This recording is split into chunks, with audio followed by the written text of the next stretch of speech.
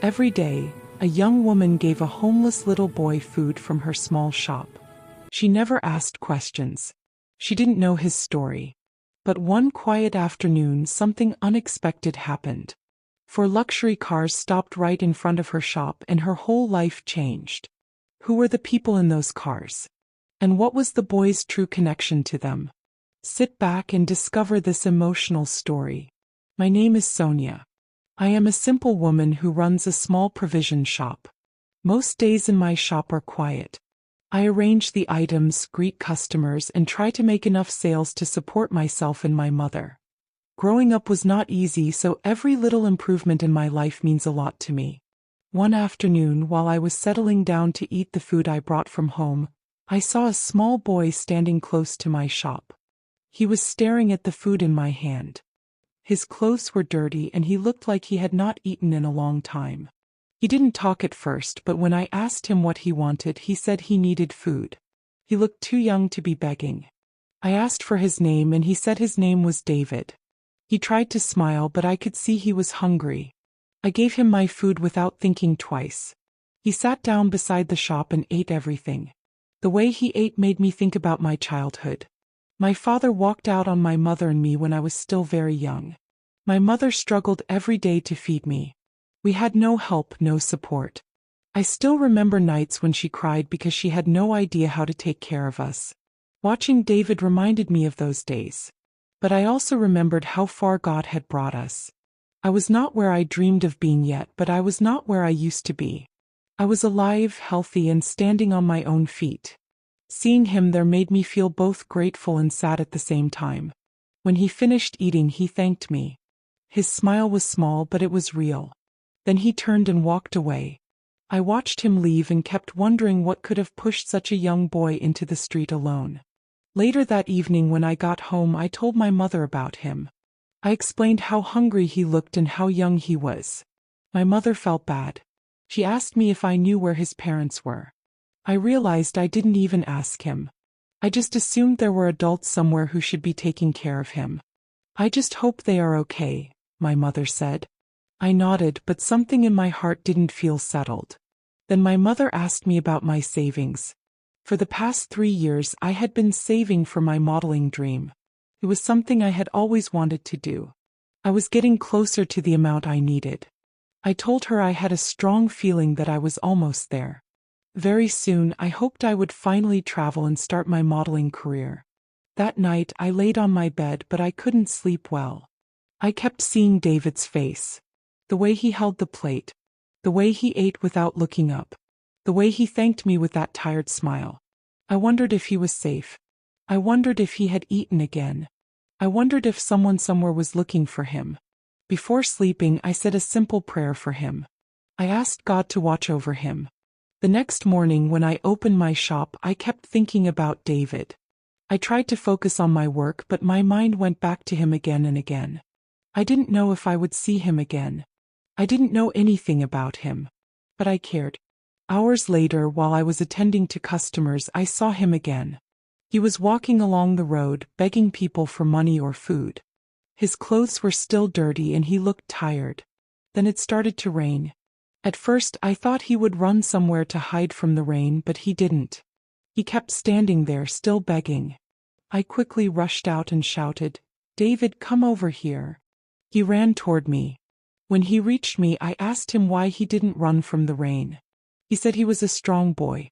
His answer made me pause. It didn't sound like something a carefree child should say. I brought out the food I packed for myself that day and gave it to him. He thanked me and ate with relief. When he finished, I gave him water, then sat down beside him. I wanted to understand his situation, so I tried again. "David, where are your parents?" His face dropped a little. He looked down at his hands. For a few seconds, he didn't respond. Then he lifted his head and tried to force a smile. "They are fine. They are waiting for me." But the way he said it didn't match the words. It was as if he was repeating something he thought he was supposed to say. I watched him for a moment.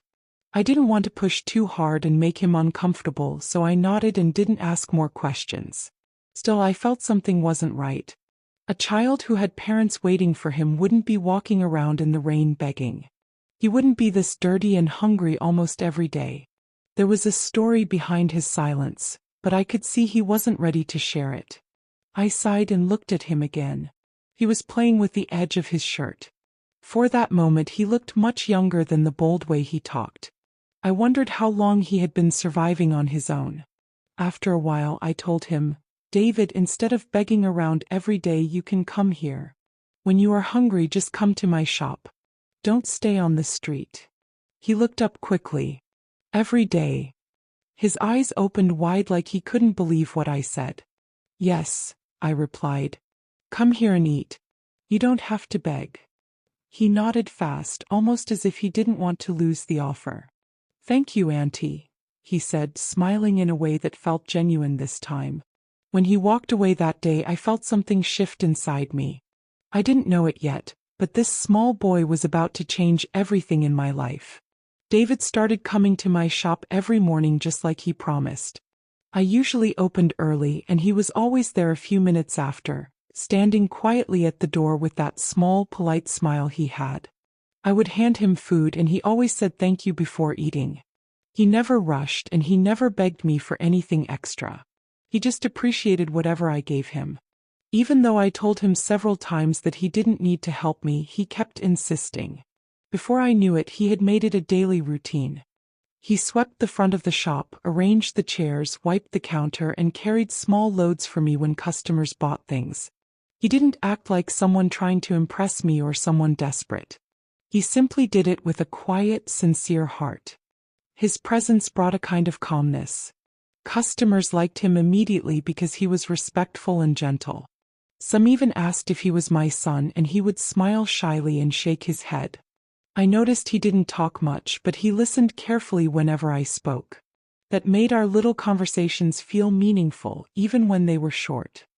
But as the days went by, I also noticed something else. A kind of sadness he tried to hide behind his small smiles. Sometimes when I turned around suddenly, I caught him staring into space like he was thinking about something heavy. Other times he would stop talking completely when certain topics came up. It became most obvious whenever I asked simple questions about his home. "David, where do you stay?"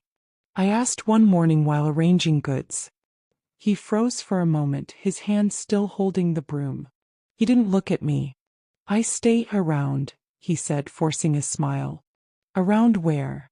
I asked gently. He shifted from foot to foot, clearly uncomfortable.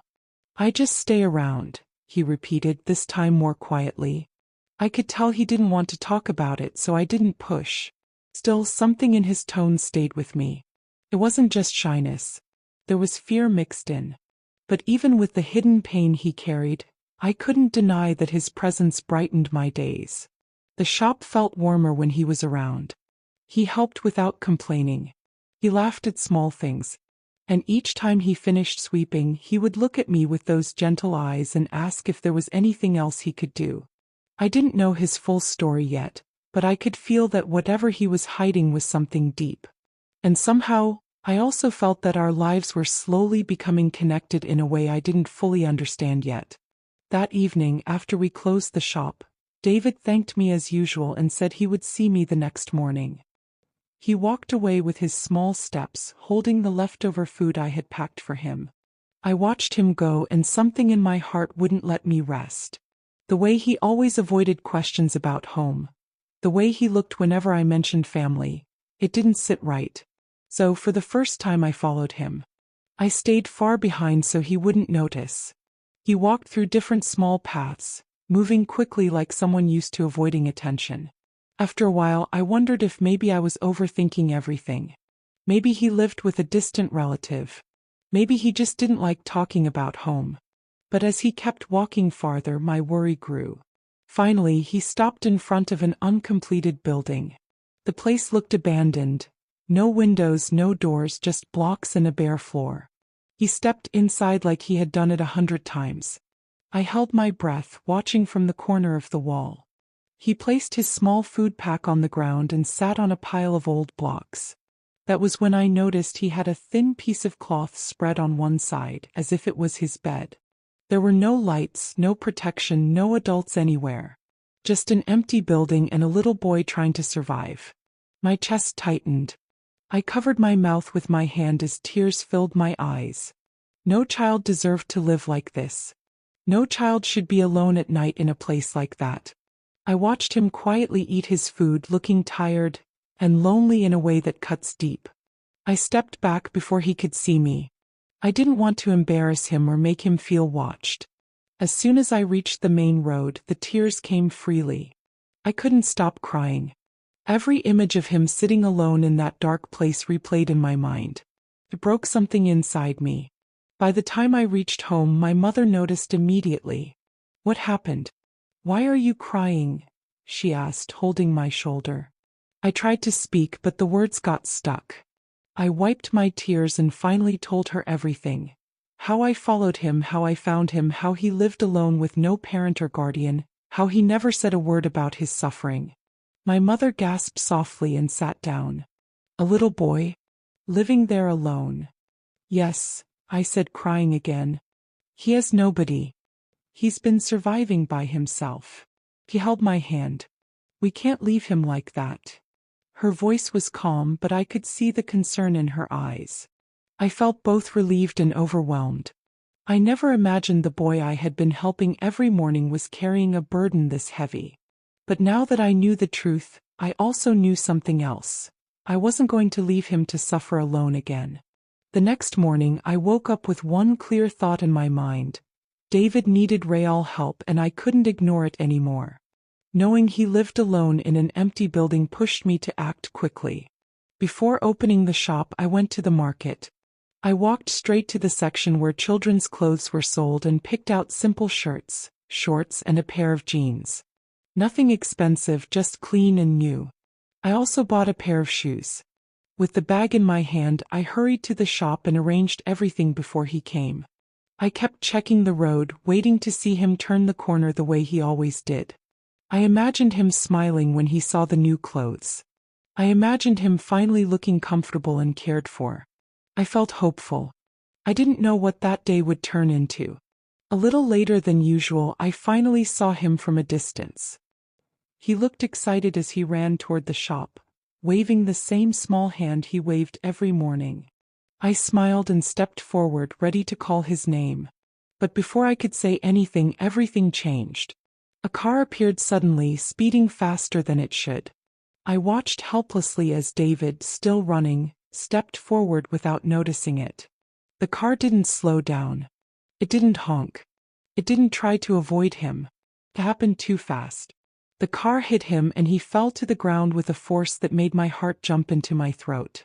The sound of the impact echoed in my ears. The driver didn't stop. He didn't look back. He just drove off, leaving dust behind him. I screamed his name and ran toward him. My legs felt weak, but I didn't stop. People nearby turned and started running too. Some covered their mouths in shock. Others shouted at the car that was already far away. When I reached David, he was lying on his side, not moving much. His breathing was shallow. His eyes were half open, confused and in pain. I knelt beside him, shaking. "David, please stay with me," I cried. "It's okay," I whispered, though I wasn't sure of anything. "Please don't close your eyes." Strangers gathered around us. A woman beside me wiped his face with her scarf. A man kept shouting for someone to bring a car or call for help. Another man bent down and checked his pulse, telling me to keep talking to him, while some people were recording everything. I held him close, praying inside my heart without stopping. "God, please," I whispered. "Please save him. Please don't let this boy die. Please." A tricycle rider stopped and jumped off quickly. "Let's take him to the hospital," he shouted. "There's no time." During the whole ride I kept praying. I didn't care who heard me. "God, please keep him alive."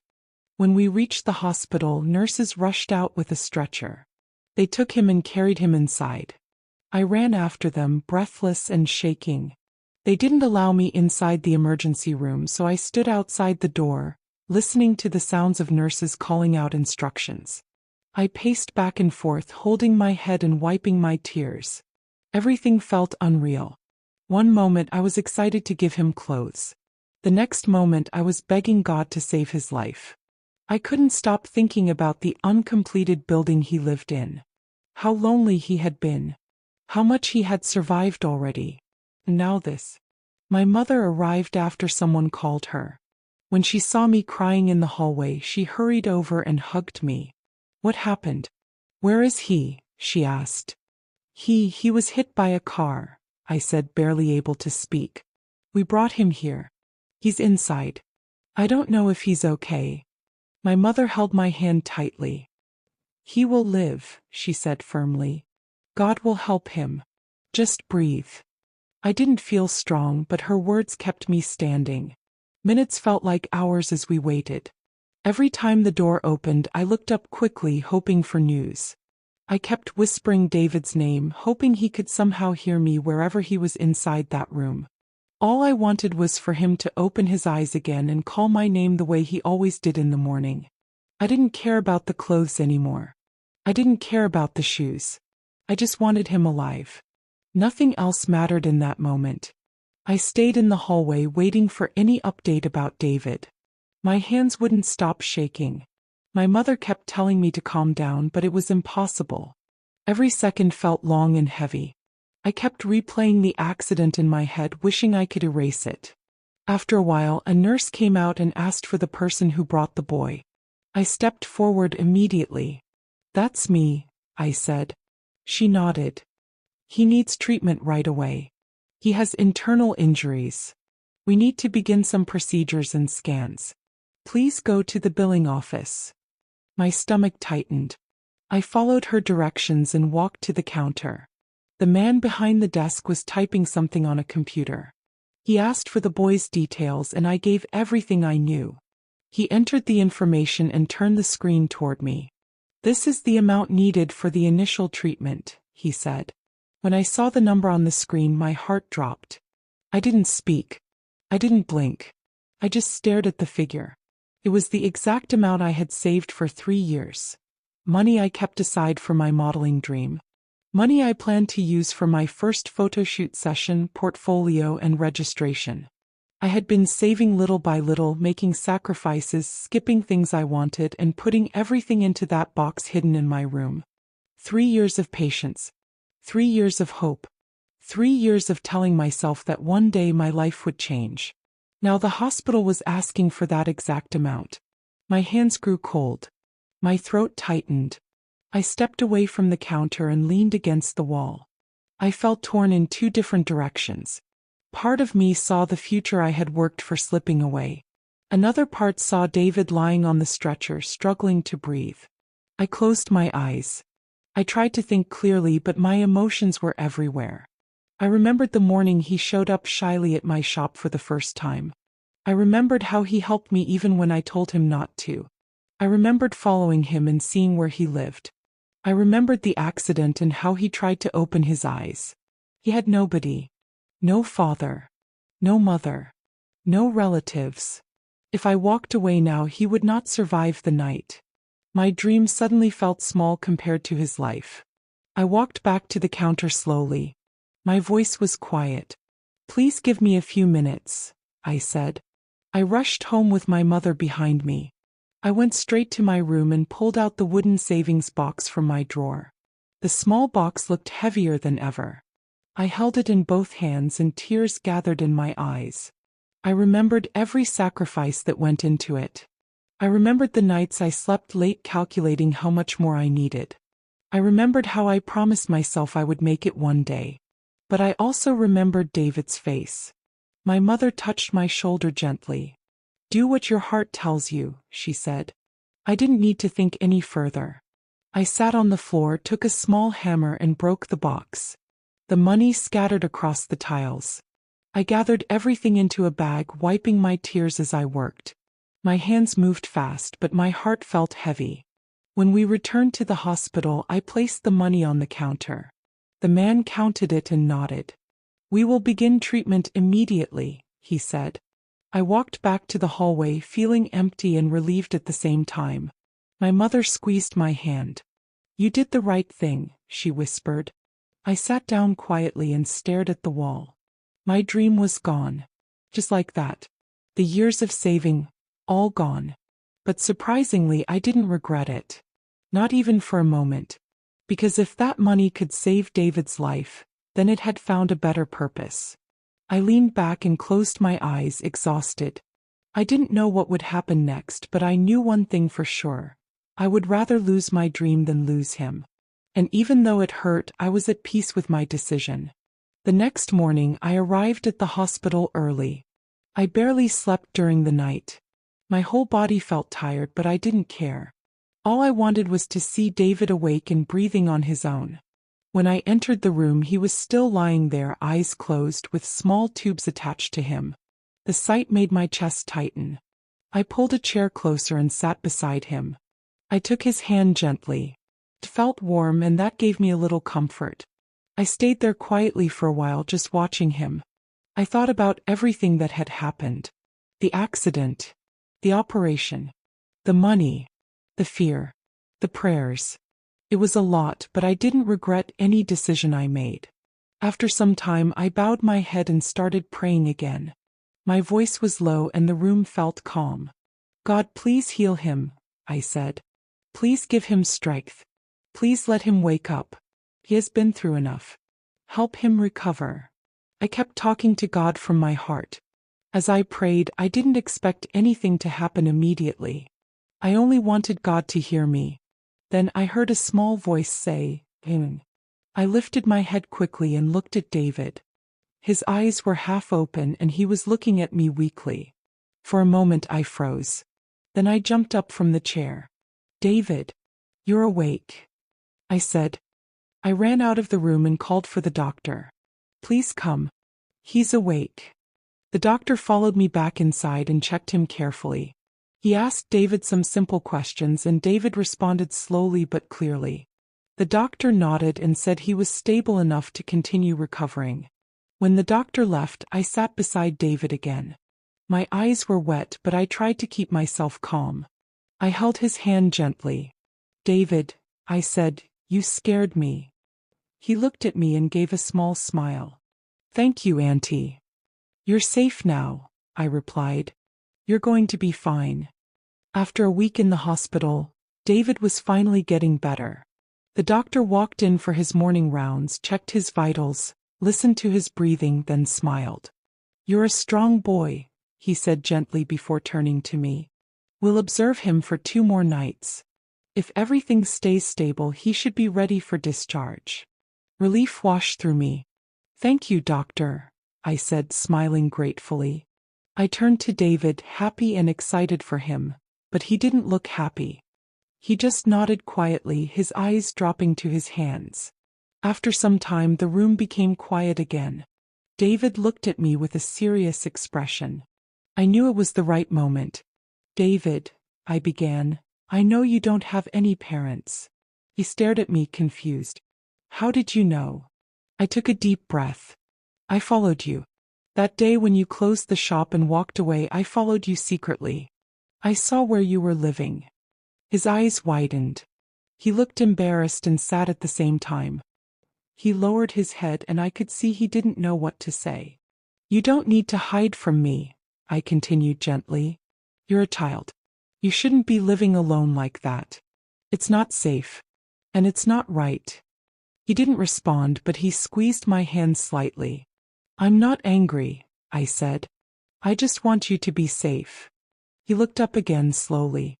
"Where will I go now?" he asked. "You will stay with me and my mother," I said with no hesitation.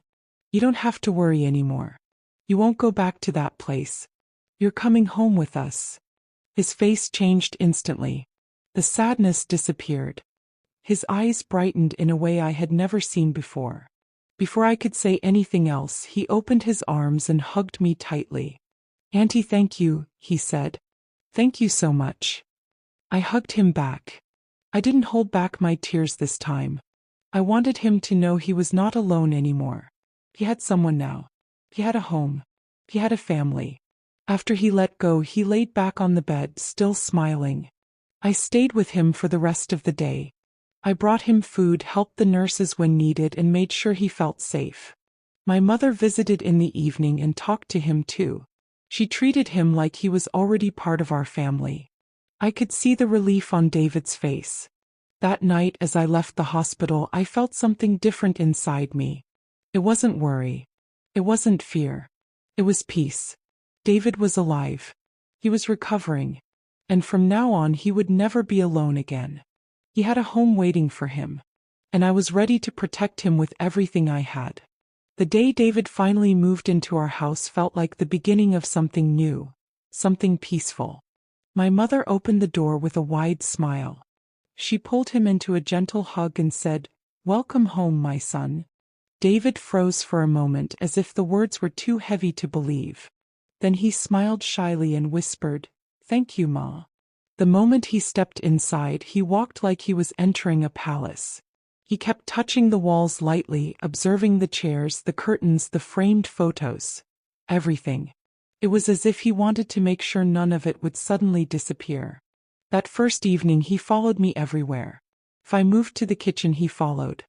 If I went outside to spread clothes, he stood beside me quietly. When I sat, he sat too, hugging his knees.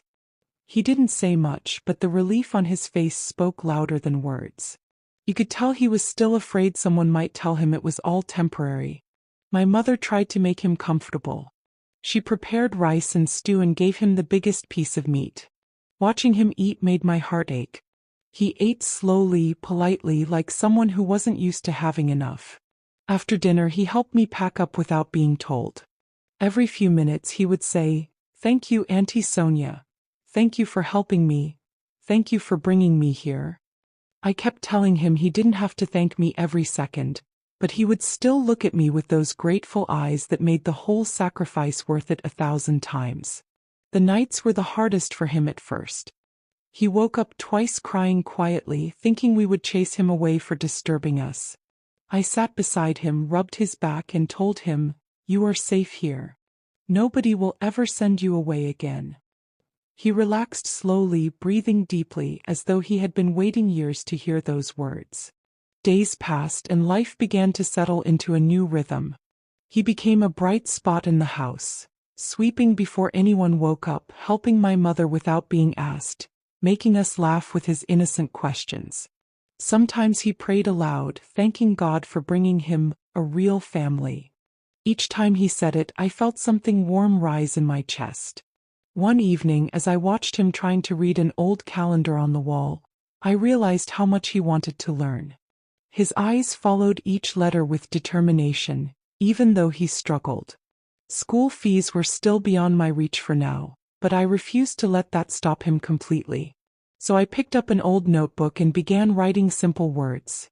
A, B, C, showing him how to pronounce each one. To my surprise, he learned fast. He repeated every word with excitement, clapping for himself each time he got it right. Teaching him became our new routine. Every evening after chores, we would sit outside under the fading sunlight, notebook between us, and go through letters, numbers, and simple sentences. "Education will open doors for you," I told him one night. He nodded seriously like a grown man making a promise. "I will learn everything, Auntie Sonia. I want to make you and Grandma proud." Grandma. That's what he now called my mother. And she loved it. Even though money was tight and my modeling dream felt like it had floated far away from me, I didn't regret any of it. When I looked at David laughing in the yard or concentrating on his writing, I knew that something greater had happened. Maybe life had taken my dream, but it had given me a purpose. One that filled my heart in a way even modeling never did. Our home wasn't rich, but it was peaceful. And for the first time in a long time, I felt like God was rebuilding my life piece by piece. Not the way I expected, but in a way that made sense. David had a home. And I had a new beginning. A beginning I didn't see coming, but one I was grateful for every single day. It happened on a Thursday afternoon. I was arranging drinks on the shelf when I heard the sound of engines. Not one, but several. 4 cars pulled up in front of my shop, shiny enough to reflect the entire street. People began gathering, whispering. I stepped outside, confused and a bit nervous. Before I could say a word, the doors flew open. A man in a crisp shirt and trembling hands jumped out of the first car. He didn't look around or ask questions. He ran straight toward David, who had been washing plates in a bucket behind the shop. "David!" the man shouted, his voice cracking. David looked up, startled. When the man reached him, he dropped to his knees on the dusty ground, grabbed David's hands and held them tightly. Tears streamed down his face as he whispered, "My son, oh my son. It's really you." Everyone watching gasped. I felt my breath catch. David froze, eyes wide, confused and scared. He pulled back a little, staring at the stranger kneeling in front of him. The man lifted his face, eyes filled with desperation. "I'm your father," he said softly. "I've been searching for you for years." My heart thudded painfully. David's father? But David always said he had no one. He believed he had no parents alive. I took a step closer, trying to understand. The man turned to me. "Are you the one taking care of him?" he asked, his voice shaking. I nodded slowly. He stood up, but only halfway. His legs seemed too weak to carry him. "Thank you," he said, bowing his head. "Thank you for keeping my son alive. Thank you for giving him a home." David looked at me, seeking reassurance, then back at the man. "My father," he whispered. The man swallowed hard and brushed tears from his face. "Yes, David. I'm your daddy." His voice broke again. "I lost you. I lost everything." He motioned to the men behind him, who stood respectfully near the cars. They brought out a small bag, old and worn. The man opened it and pulled out a photograph, an almost faded picture of a smiling woman holding a newborn baby. "This was your mother," he said, showing it gently. "She died the day you were born. The only picture I have of you both together is this one." His fingers trembled as he held the photo. "I promised her I would protect you, but life was cruel." He took a shaky breath and continued. 4 years ago we were in a terrible accident. Another car hit us and pushed us off the road. When I woke up, you were gone. They told me your body wasn't found. They told me to accept that you died." He pressed his hand against his chest as though the memory still crushed him. But I couldn't. I kept searching. Every day. Every year. I never stopped. Tears rolled down David's cheeks silently. I knelt beside him, placing a hand on his back. He leaned toward me, overwhelmed. The man wiped his eyes, trying to steady himself. "Last week someone sent me a video, a little boy who had been in an accident. They said he looked like my late wife. They said he might be my son." His voice softened. "When I watched it, I knew instantly. I knew it was you, David. I went to the hospital and they told me where to find you." He reached out again, more carefully this time. "I came as fast as I could." David stared at his father for a long moment. His small chest rose and fell rapidly, as though too many emotions were fighting inside him. Fear, disbelief, hope. Then slowly, very slowly, he stepped backward, holding me tight. "I don't remember you," David whispered. But are you really my daddy?" "Yes," he murmured into David's hair. "I'm your father. And I will never lose you again." The entire street watched in silence. Some people cried, some prayed under their breath. I felt tears rising, too hot and uncontrollable. This was the reunion David never imagined. The father he thought he never had. The family he believed was gone. David held my hand so tightly that my fingers began to hurt. Yet I didn't ask him to loosen his grip. His whole body was shaking. The man, his father, stood a short distance away, giving him space, but the pain on his face was clear.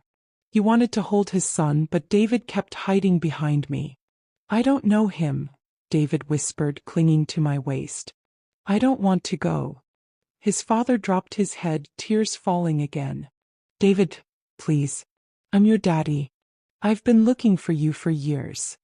David hugged me even tighter. "I want to stay with you." The words hit all of us deeply. I knelt so I could look into his eyes. "David, he's your father," I said softly. "He loves you. He has been searching for you for so long." But I don't know him, he said, still crying. I know you. I know Grandma. You're my family. Before I could answer, his father stepped closer, voice gentle. I understand, he said. You feel safe with her. You trust her. I don't want to force you to come with strangers. He looked at me, eyes broken but hopeful. Please, can you come with us for a while? Just until he feels comfortable? He listens to you. He needs you to help him understand. My mouth went dry. Go with them? Leave my shop? Leave everything I was used to? I didn't know what to say. David's hand tightened around mine as if he was afraid the moment I spoke, he would lose me too. I don't know, I admitted. Please give me some time to think, I told him. He nodded immediately. Take all the time you need. I'll wait for your call. He got back into one of the cars, his men following, and they all drove away. David didn't calm down until the cars disappeared from sight. He hugged me and cried softly. When we got home, I sat down with my mother and told her everything. What the man said, how David reacted, how confused I felt. She listened quietly without interrupting me. When I finished, she took my hand. My daughter, she said, sometimes God opens doors in ways we don't expect. This child came into your life for a reason. And now his father is here. The man is not dragging him away. He wants you to help him reconnect with his son. I sighed, staring at my palms. Mom, I don't want David to feel abandoned again. But I also don't know if going with them is the right thing. She squeezed my hand gently. You have a good heart. You saved this boy's life. If you go with them for a while, it may help him settle and feel safe. I will go with you. You're not doing this alone. Her words settled something inside me. With her by my side, I didn't feel afraid anymore. I stood up, took a deep breath, and called David's father. He answered before the second ring. Hello? His voice sounded tense. Okay, I whispered. We'll go with you, just for a while. Until David feels safe. My mother will come too. For a moment there was silence. Then he exhaled loudly. Thank you. Thank you so much, he said, his voice breaking. I'll come tomorrow morning. When I hung up, David was standing in the doorway watching me. Are we going somewhere? He asked quietly. Yes, I said. We are all going somewhere. He walked into my arms and hugged me tightly. The next morning came faster than I expected.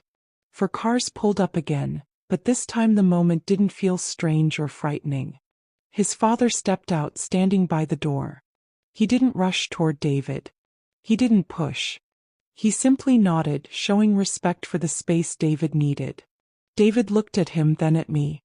You're coming with me? He asked again. Yes, I said. We're all going together. My mother smiled softly. Let's go, my child. David held both of us and slowly allowed himself to walk toward the cars. His father's eyes filled with relief, but he stayed calm for David's sake. We entered the back seat, David between us, holding our hands again.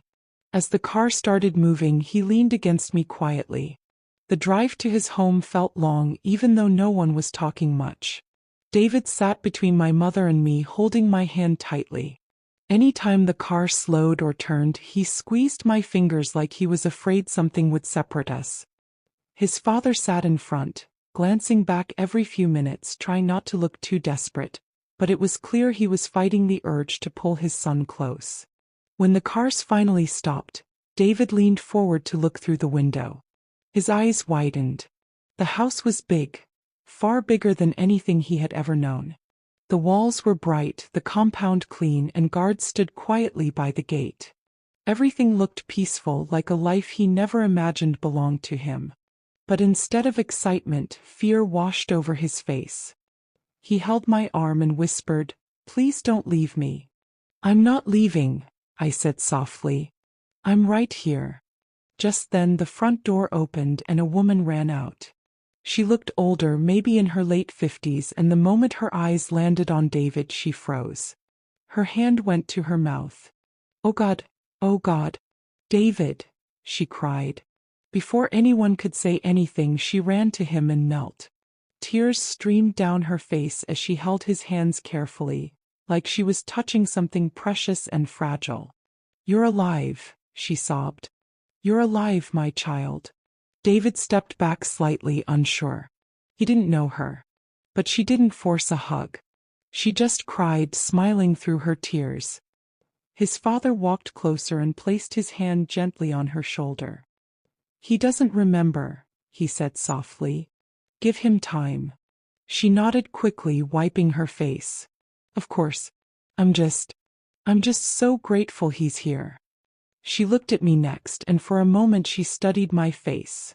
The worry, the tiredness, the protective way I held David's hand. "Thank you," she whispered. "God bless you." David slipped behind me a little, still shy. I bent down and touched his shoulder. Inside the house, everything was spotless. The living room was large, with family pictures on the wall.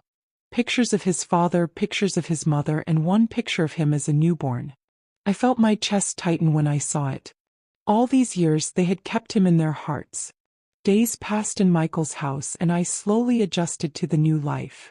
David never left my side. He followed me everywhere. Kitchen, garden, living room, and every night he insisted on sleeping in my room with his little hand wrapped around my arm. Sometimes Michael would stand quietly at the door just to watch him sleep. It wasn't easy for Michael. The only way he could spend time with his own son was by spending time with me. Some evenings he would sit opposite me while David played with my hair or drew pictures on my lap. Michael tried talking to him, but most times, David hid behind me. One afternoon, after watching Michael walk away looking discouraged, I knelt beside David. "David," I whispered gently, "that man is your daddy. He loves you very much." He pressed his lips together. "I don't know him." "I know," I said, touching his cheek. "But he knows you. And he cried for you. He prayed for you. He searched for you. Give him a chance, please." He didn't respond that day, but the next morning he surprised me. While we were painting, Michael entered the room. Instead of hiding, David looked up, paused, then walked slowly to him. "Good morning, Daddy." The way Michael froze, the tears that filled his eyes, I will never forget it. Day by day, then week by week, their bond grew. Michael learned David's favorite cartoons, foods, and bedtime stories. David slowly became more comfortable, sometimes even running to greet him. I watched a broken father heal, and it moved me in ways I didn't expect. One evening after dinner, Michael asked if we could talk. My heart skipped a beat, though I didn't know why. We walked to the quiet part of the garden where the lights were dim and the crickets hummed. "I wanted to ask you something," he began softly. "What do you need? For yourself?" I didn't know how to answer at first. I wasn't used to someone asking me that. But I finally said, "I just want my mother to be settled and fine. If she's okay, then I'm okay." He nodded slowly, then smiled in a way that made my chest warm. "I heard something about you today." I was confused. "What did you hear?" "That you used your entire savings. The money you worked 3 years for. The money meant for your modeling dream." My heart jumped. "How did you know that?" He smiled again. "Your mother told me." I looked at him in shock. "She told you?" "Yes," he said, voice thick with emotion. He shook his head.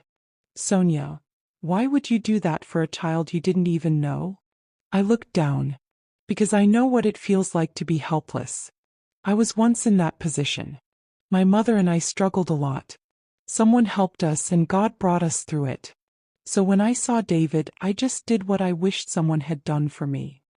He watched me for a long moment, then whispered, "Thank you for loving my son when I wasn't there to do it." "It's okay," I said quietly. "David is special."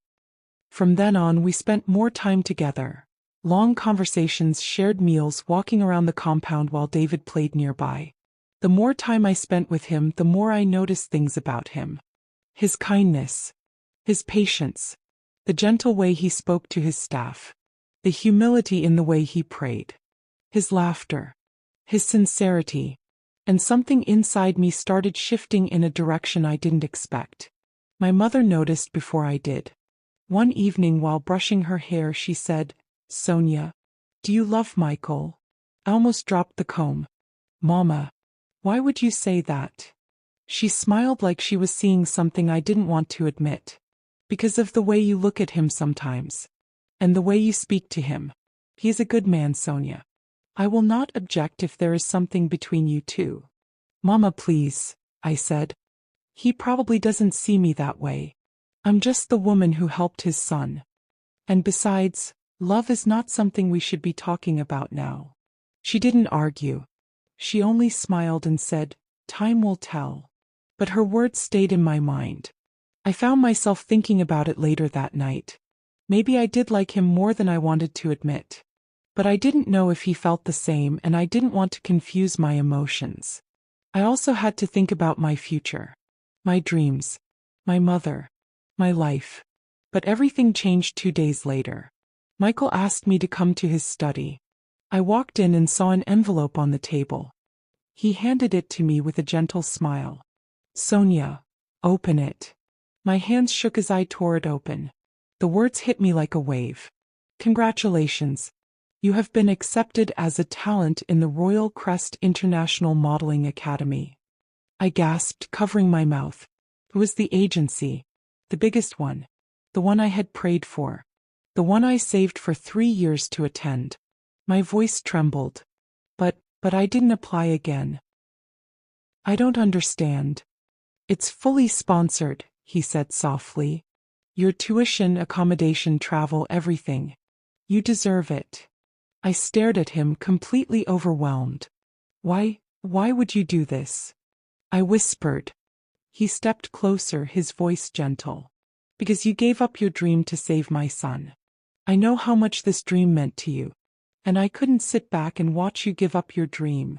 My eyes filled with tears as I clutched the letter to my chest. For a moment there was silence. Then he breathed in slowly, as if gathering courage. "Sonia, there's something else," he said quietly. I looked up. "What is it?" He hesitated, then continued, "I didn't want to say anything, but I can't keep pretending. I care about you. Deeply." My heart jumped. "Michael." He shook his head lightly. "Let me finish, please." He continued, voice steady. "The way you cared for David, the way you opened your home, the way you treat everyone with kindness. I started admiring you. Then it became something deeper. I respect you. I value you, Sonia. I care about you more than I planned to. I just couldn't let you travel without hearing the truth." "I like you too," I said honestly. I tried to bury it. I told myself it was just respect. "But I like you, Michael. I really do." He gently pulled me into a hug. Not rushed, not overwhelming, just warm and honest. I felt his arms tighten around me, and I held him too. For a moment it felt like everything made sense. Leaving Michael's house felt like leaving a piece of my heart behind. The day I traveled for my 9-month intensive training, David cried so much that the airport attendants thought something was wrong. He wrapped his arms around my neck and refused to let go. "Come back soon, Auntie Sonia," he sobbed. I kissed his forehead. "I promise." Michael stood beside him with his hands in his pockets, watching me with a calm smile, but I could see the sadness in his eyes. When David finally loosened his hold, I walked toward Michael. He pulled me into a gentle hug. "Go and shine," he whispered. "We'll be right here waiting." I smiled and nodded. "Take care of David." "I will," he said softly. Then I turned and walked away, carrying both my luggage and a heart full of emotions. And with that, my new chapter began. The training was intense. 12-hour days, strict instructors, competitions, rehearsals, photo sessions. At first I struggled. Everything felt new, overwhelming. But I reminded myself every morning, God didn't bring me this far to leave me. And Michael never allowed me to feel alone. We spoke almost every night. Short calls on busy days, long conversations on weekends. Sometimes he fell asleep with the phone in his hand. Sometimes he sent videos of David doing something silly, drawing me with crooked lines, cooking with the nanny, praying for me in his little voice. God, Please help Auntie Sonia not to fall on the stage. Amen. I would laugh and cry at the same time. David made sure I never missed a moment from home. Michael made sure I never felt forgotten. And my mother made sure I stayed grounded, always checking on me, always reminding me that I was loved. When the 9 months finally ended, I boarded my flight home trembling with excitement.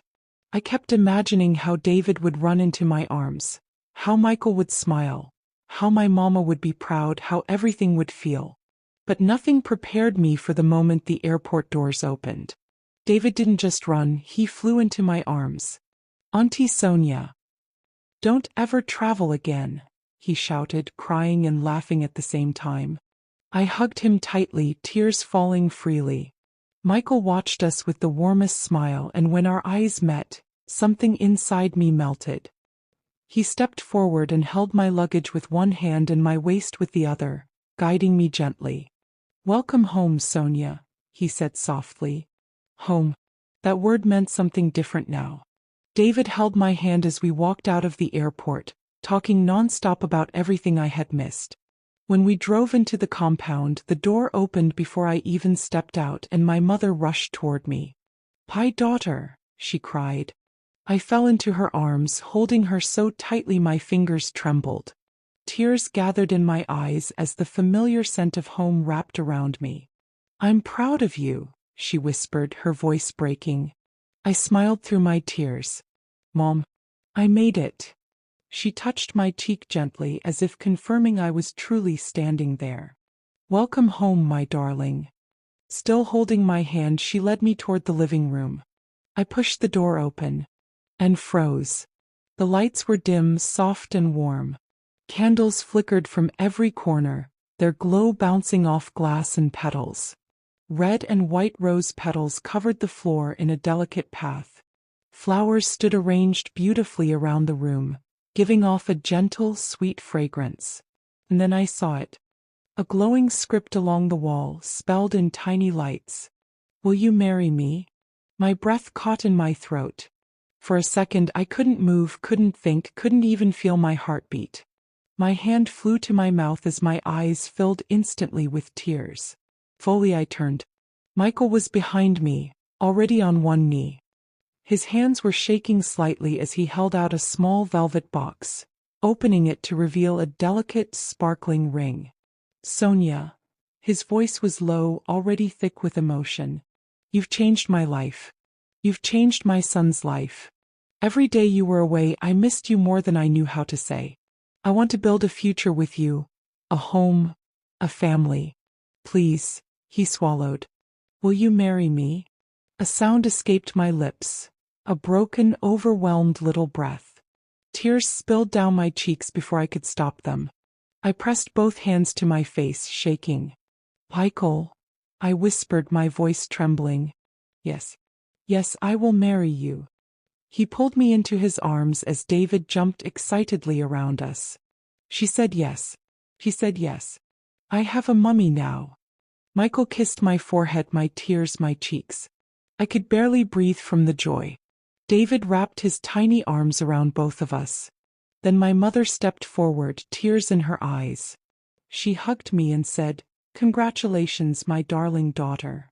Michael wrapped his arms around both of us as my mother and David's nanny smiled behind us, and for the first time, truly, felt like a complete family.